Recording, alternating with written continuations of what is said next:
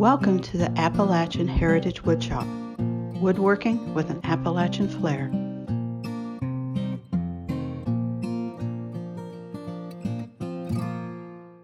This is Jerill with the Appalachian Heritage Woodshop. Many of you air dry your own hardwood and then you build furniture with that hardwood. So you need to know when the wood is dry enough to use for furniture. So that means you need to know what the moisture content is. Many of you have a moisture meter. I have a very good one. It has the probes, but most of you that know me know that I don't use a moisture meter very often. Because I have a kiln, I use an oven dry method, which I believe is far more accurate than a moisture meter. But some of the woodworkers I know are old school. They don't have a moisture meter. They don't oven dry their samples to determine the moisture content. Their philosophy is 200 years ago these were not available, so they're not going to use them. So I have come up with a system to determine if air-dried wood is dry enough to use for furniture, and it only requires a bandsaw. So let me explain. The first thing you need is a board that is air-dried. Now this is a piece of cherry and it has not air-dried very long. The moisture content is still a little high, but this will be good for demonstrative purposes. Now most of you know that the moisture will leave the end grain faster than it will the face grain or edge grain. So the U.S. Forestry Service recommends coming in a minimum of 6 inches and cutting and discarding that piece. And I prefer to come in a little bit more than 6 inches. So what I'm going to do is I'm going to cut a section out of this board about 16 to 20 inches long. I'm going to take it over to the joiner and face joint it, edge joint it, and then run it through the planer to get the other edge. I prefer to have a board that's dimensioned properly before I resaw it. You can do this test at a bandsaw without dimensioning the board. I just find it a little bit easier. So let me go over to the crosscut saw and the joiner and the planer and dimension this board, and I'll meet you back at the bandsaw. So now you can see I've dimensioned a piece of cherry, cross-cut it into a shorter piece. This is 1 1/8 inches thick, so I have my bandsaw set up to resaw at 9/16 of an inch.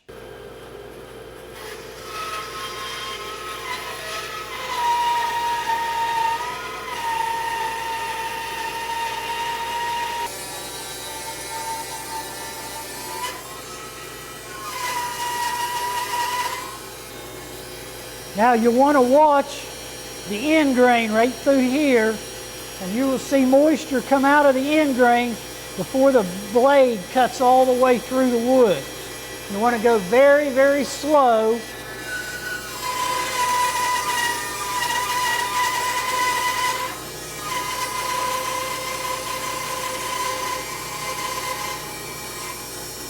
There it is, see right there?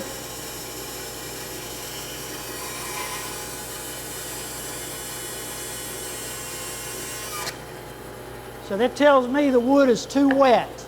So the second thing you need to do, you need to take these resawn pieces of wood, place them with a sticker underneath so you get good airflow all the way around. Do not put any weight on top.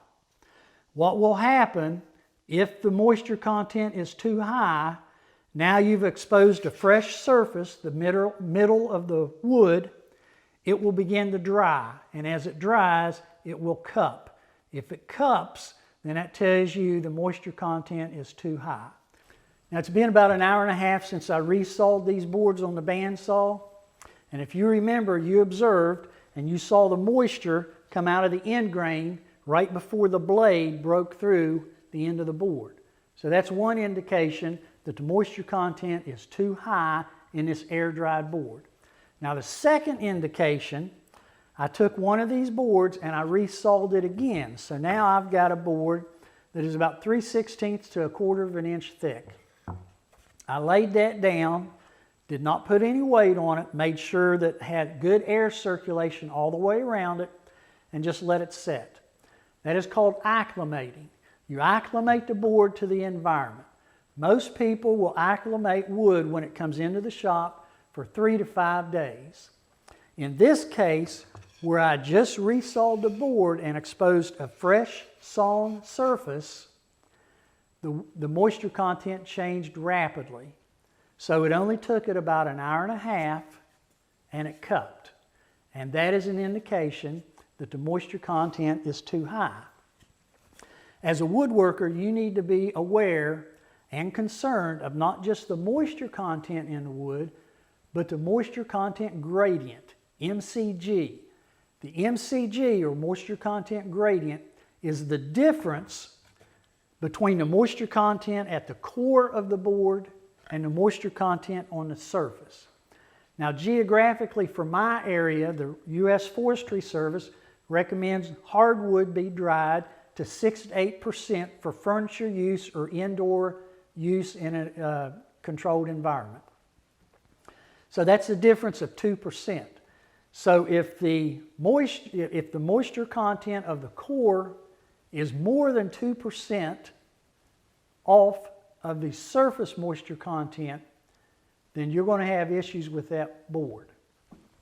So the next time you want to determine if an air-dried hardwood is dry enough for furniture, if you don't have a moisture meter, use the bandsaw method to determine if the wood is dry enough to use for furniture.